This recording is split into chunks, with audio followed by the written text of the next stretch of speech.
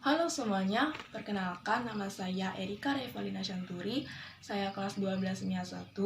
Di sini saya akan menjelaskan contoh dari pertumbuhan dan perkembangan dan perbedaan pertumbuhan dan perkembangan. Contoh dari pertumbuhan adalah bertambahnya tinggi badan, yang kedua berat badan yang meningkat. Contoh dari perkembangan adalah pada saat baru lahir, bayi hanya bisa menangis. Namun, seiring bertambahnya umur atau usia, misalnya usia 1 tahun hingga 3 tahun, bayi mulai bisa berbicara ataupun mengoceh. Yang kedua, pada saat baru lahir atau pada saat balita, bayi hanya bisa digendong oleh orang tuanya. Namun, seiring berjalannya waktu, bayi akan mampu bergerak, yaitu seperti merangkak, berjalan, berlari, dan sebagainya.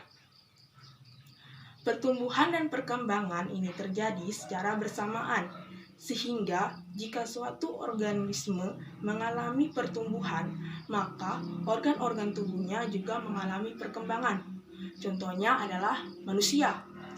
Seperti pada laki-laki, adanya jagun, tumbuhnya kumis dan jenggot. Sedangkan pada perempuan, terlihatnya tubuhnya payudara dan pinggul yang membesar.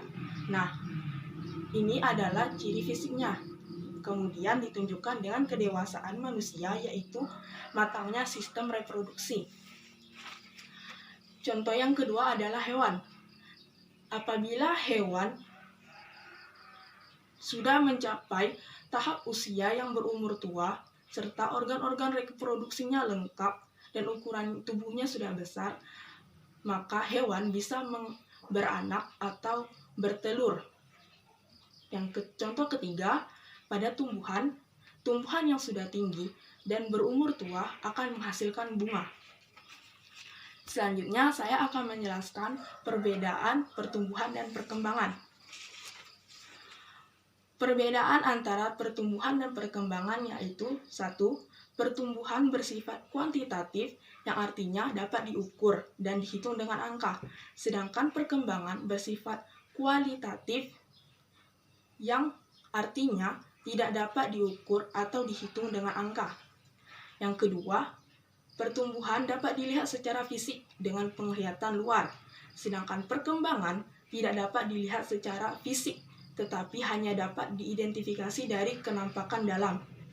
Yang ketiga, pertumbuhan mengalami proses yang cepat di awal usia hingga remaja, sedangkan perkembangan tidak dibatasi oleh waktu atau usia dan berjalan seiring jalannya waktu. Yang keempat, pertumbuhan prosesnya dibatasi oleh usia, sedangkan perkembangan tidak dibatasi oleh usia. Yang kelima, pertumbuhan bersifat irreversibel, artinya tidak dapat diulang, sedangkan perkembangan bersifat reversibel, artinya dapat diulang. Demikianlah penjelasan dari pertanyaan yang disampaikan di PowerPoint. Kurang lebihnya saya mohon maaf. Sekian dan terima kasih.